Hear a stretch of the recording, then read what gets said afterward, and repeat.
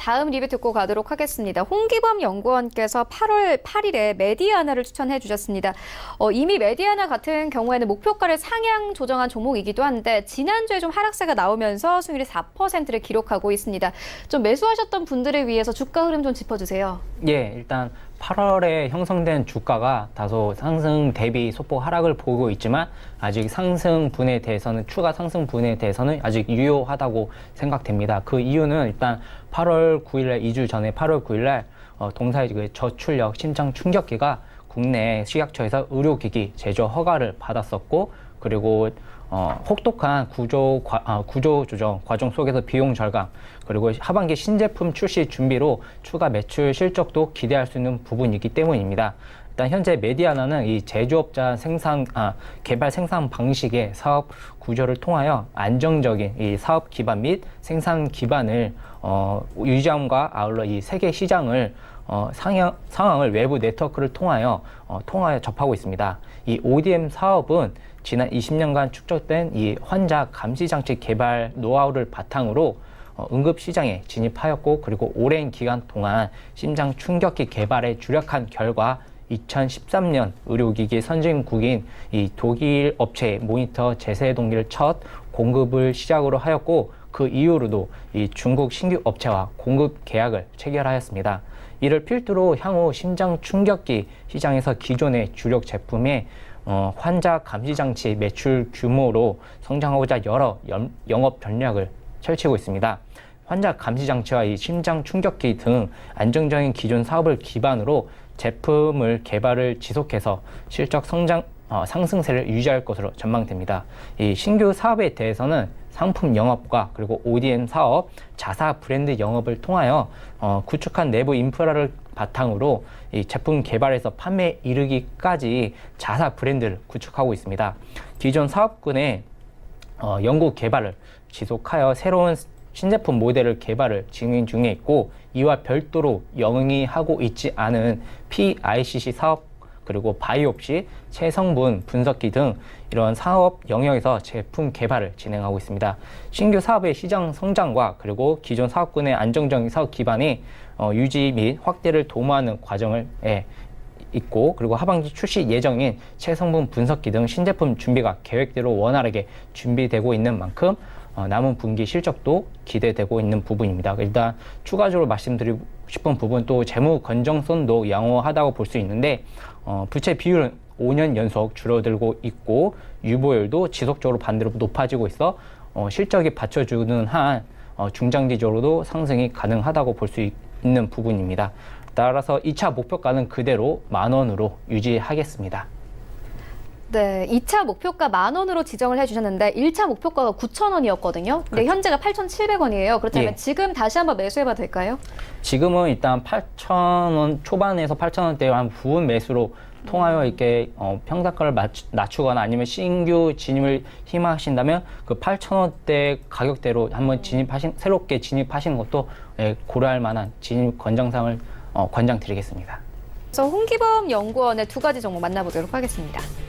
네, 첫 번째로 오늘 소개해드릴 종목은 삼보산업입니다. 이 삼보산업은 알루미늄을 수거 후 재용해를 통해 알루미늄 합금 형태의 제품을 생산하는 알루미늄 합금 전문 업체입니다. 이 투자 포인트로는 이 완성차 호실적에 덩달아 주목을 받고 있는 부품주들 역시 실적 개선세를 보이고 있다는 점과 그리고 최근 조국 법무부 장관 후보자 관련주로서 주목을 받을 수 있다는 점입니다. 알루미늄 합금 산업은 대표적인 재활용 산업의 하나로서 사용된 이 알루미늄을 수거 후 재용해를 통해 알루미늄 합금 형태의 제품으로 생산되어 이 수요 업계 원가 절감과 기여하고 있는 산업입니다. 알루미늄 합금 산업은 이 자동차 산업과 동반 성장을 해왔으며 완성차 업계와 알루미늄 부품 업계의 성장은 글로벌 경기 변화에 따라 영향을 받고 있습니다. 이러한 가운데 어제 금융투자 업계에 따르면 자동차 중소형 부품사인 81곳의 2분기 실적은 전년 동기보다 개선세를 보였다고 밝혔습니다. 국내 공장 개선에 힘입어 단순 합산 실적 기준으로는 매출액 6.3% 그리고 영업이익은 8.5% 증가한 것으로 밝혔습니다. 이러한 영향으로 동사는 전년 대비 흑자로 전환하였습니다. 현재 현대 기아차의 이 영업이익 전망치가 높아지고 있어 업황이 예상대로 개선이 된다면 동사를 비롯한 이 자동차 부품사도 추가 실적 개선이 가능할 것으로 판단됩니다. 또한 이 동사의 이태용 대표이사가 조국 법무부 장관 후보자와 같은 고등학교 동문이라는 소식이 전해지면서 조국 정치 관련주로 수혜주로 편입되었습니다. 이 조국 법무부 장관 후보자 청문회에서 치열한 검증 과정을 거치겠지만 현재 현 정부의 이 인사 과정을 살펴봤을 때 법무부 장관 임명 확률이 높다고 판단됩니다. 이후 대선 후보자로서도 주목을 받을 수 있기 때문에 현 시점에 관심을 다소 가질 필요가 있겠습니다. 실제로 최근 차기 대선 선호도 여론조사에 포함되었고 4.4%의 지지율을 기록한 모습이었습니다. 이런 가운데 현재 주가는 이 장기 이평선 가격대까지 하락한 상황입니다. 조국 후보자에 대한 검증 과정이 거치면서 주가에도 영향을 어느 정도 받았었지만 실적 개선세와 그리고 조국 관련주로서의 추후 재차 부각될 수 있기 때문에 현재 가격대 이하로는 분할 매수로 해 간다면 추가 상승이 가능할 것으로 판단됩니다. 일단 이러한 이유로 1차 목표가는 1,750원, 손절가는 1,450원 부근으로 제시해드리겠습니다. 네, 두 번째 토픽 종목은 오로라입니다. 이 동사는 캐릭터 완구 및 캐릭터 컨텐츠 전문 기업으로 캐릭터 디자인을 개발하고 캐릭터 완구를 상품화하여 국내 시장에 브랜드 마케팅을 하는 글로벌 다국 업체입니다. 투자 포인트로는 실적 성장과 그리고 글로벌 캐릭터 직접 재산권 전문 기업으로 성장하고 있다는 점을 들 수 있겠습니다. 동사는 1981년에 봉제 인형 제조 그리고 무역업으로 설립되었고 현재는 캐릭터 개발 및 그리고 디자인, 라이센싱과 이 머천다이징을 연계하여 해외 지향 사업까지 일괄 수행할 수 있는 기업으로 성장하였습니다. 실제로 국내보다 해외에서 인지도가 높고 미국을 비롯한 해외 매출 비중이 80% 이상을 차지하고 있습니다. 인도네시아와 그리고 중국 생산 법인을 통해 제품 생산과 공급을 진행하고 있으며 미국과 그리고 영국, 홍콩의 판매 법인과 주요 시장의 이 전문 유통 사업자에 통해 해외 시장에서 판매 영역을 넓혀가고 있습니다. 이 중 85% 이상이 동사의 자체 브랜드로 판매로 벌어들인 매출이기에 최근 원화 약세의 기조가 계속될 경우 이 동사의 외형 성장과 수익성 모두 개선될 것으로 전망됩니다. 실제로도 2분기에는 이 매출액은 약 401억 원으로서 전년 동기 대비 32%가 증가했고 영업이익은 43억 원으로서 전년비 대비 88% 증가하여 어닝 서프라이즈를 기록하였습니다.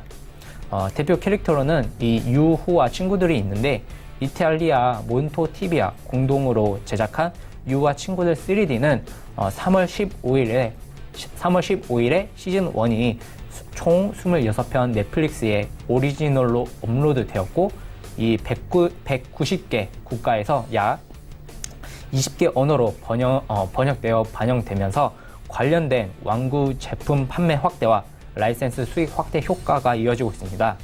또한 이 CJ E&M과 공동으로 투자해서 제작한 국산 호러 애니메이션인 신비 아파트가 현재 흥행 중에 있고 그리고 프렌즈 카카오 프렌즈와 그리고 핑크퐁 등 이 라이센스 사업 확대로 국내 매출도 함께 늘어나고 있는 상황입니다. 추가로 하반기에는 연말 성수기 시즌을 맞이하여 국내와 해외 모두 좋은 실적이 기대되는 상황입니다. 신비 아파트 뮤지컬 시즌 3는 객석 점유율 99%를 기록하는 등 하반기에도 고공 행진을 이어가고 있습니다.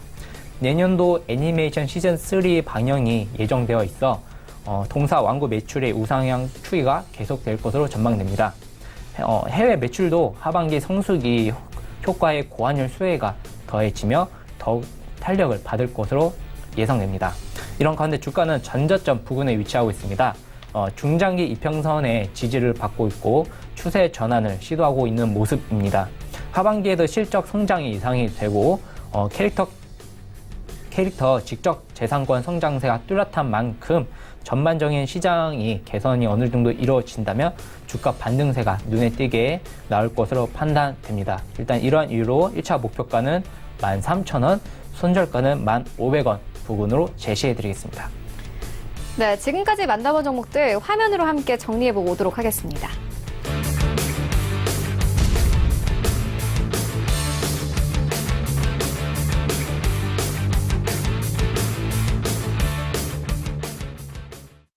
네, 계속해서 이 시각 특징줄 만나보도록 하겠습니다. 안국약품입니다. 안국약품이 이 레피젠과 투자 계약을 체결했습니다. 좀 세부적으로 살펴보면 노인성 황반변성 치료제를 개발하고 이후에 전 세계 독점 상업화 권리를 보유하게 되는데 이 시장이 2026년에는 약 14조 원 규모로 추정이 되면서 오늘 상한가를 기록을 했습니다. 홍기범 연구원께서 어떻게 보십니까? 예. 안국약품은 이번 계약으로 리피바디 기술을 활용한 노인성 황반 변성 치료제를 개발로 이 전 세계 독점권을 전 세계 독점권 개발 및 상업권을 갖고 있습니다. 같습니다. 세계적으로 전 세계적으로 좀 고령화가 가속하면서 노인성 황반 변성 환자는 지속적으로 증가하고 있습니다. 글로벌 데이터에 따르면 이 치료제 시장은 방금 아나운서님께서 말씀해 주신 것처럼 2026년에 전 세계 약 14억 원 규모로 예측되는데 현재 이 시판 중인 약물로는 치료 효과가 낮은 환자들이 있고 투여 간격 연장이 요구되는 등 신규 치료제에 대한 수요가 매우 클 것으로 전망됩니다.